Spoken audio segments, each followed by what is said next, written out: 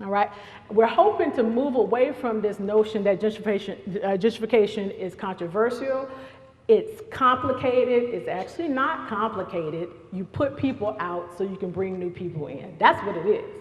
All right, and move away from this notion that it's market forces, so it's some uncontrolled entity for which there are not people or persons involved and literally pushing the process. All right.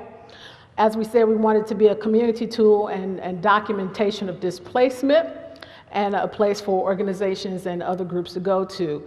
But we also want to preserve small elements of lost communities, and that's through oral history interviews.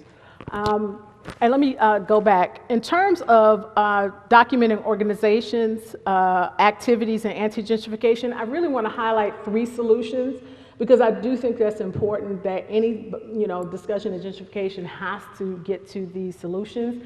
And these are solutions pulled from different places around the United States. One of the things that's come out of Brooklyn is a discussion of what do we mean when we say affordable. And this is really important, because what you have is a group of people saying it's affordable.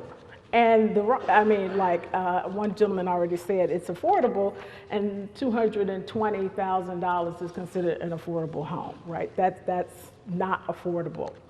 And that's all based on the area median income, or also known as the AMI.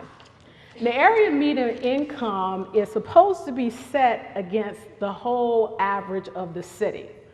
That's a problem. If you're living in a poor neighborhood, then you are in fact not the average of the city. So you set it outside the boundaries of the people in the community. So that's really a game that people are playing. You have to set the area median income not to the whole city. You have to set it to the neighborhood. What is the median income of the people who live in that community? So that then you can determine what they can afford and what they cannot afford. So as Durham has now pushed through this housing bond, I think it's really important that when people say push through a housing bond, you need to redefine what is the AMI so that people are clear. You're not just going to come up with some old random number, all right? Second strategy I think has been useful, and I keep pushing people to think about, and that's the Community Development Financial Institution, also known as a CDFI. I was in a previous session where they talked about the cost associated with building a home. Well, CDFIs remove the factor of greed. All right. If you're a developer and you're trying to make a profit, and you're not trying to make a small profit, let's just be honest about it, okay, then you need to find ways to produce these homes that are affordable. CDFIs have been effective in Mississippi, in the Delta. CDFIs have emerged and provided loans to low-income people in the community. There are people who are able to get a home with a $17,000 salary. So it is in fact possible to provide banking services, and it is in fact possible to provide a home for someone who is working class or poor. Another thing, CDFIs are another side of credit unions. Credit unions have failed to do their job. CDFIs come in as community development financial institution, and its goal is to develop the community, not for the sake of a profit. And it's actually much easier than most people think to set up a CDFI. There are rolling applications that you can submit to the government for setting up a CDFI, and the government will set you up with a certain amount of money allotted. You have to be a nonprofit. You can't be, of course, Joe Schmo who's like, I'm setting up a CDFI. You have to be a nonprofit organization.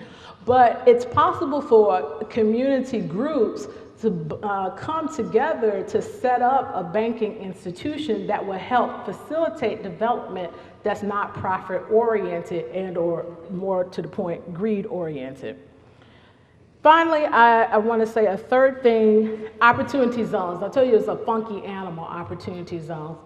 One of the things that one might want to consider is the fact that a lot of these opportunity zones, and there's over 200 plus funds that have been set up, They have money sitting there and they're going to use it. How they use it in part can depend on the community. You have to force their hand. You cannot ask them to be partners. You have to insist that they be partners. And in the process, you have to insist that whoever is involved in this process, again, the object is not going to be an extreme amount of profit. In fact, the fact that you have your money in the opportunity zone, you've already won. And that's just the bottom line, just by saving on your taxes.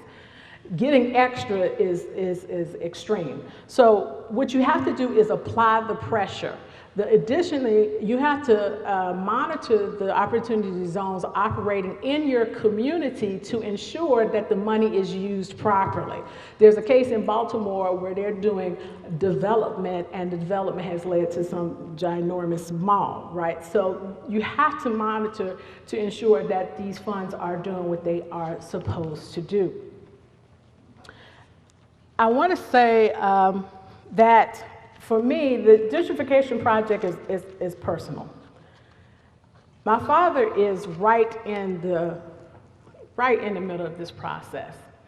And he's had the police, and he's had city officials, and he has had to deal with the constant barrage of emails and phone calls, and I get phone calls as well. So we have to begin to think strategically about how we understand gentrification as a deliberative process. We have to begin to think about ways that we can collaborate to challenge gentrification. And we have to think about the myriad of ways and strategies that we can do to transform the Black community and maintain it. And I think I'll just end it right there because of our time. But thank you. That's it.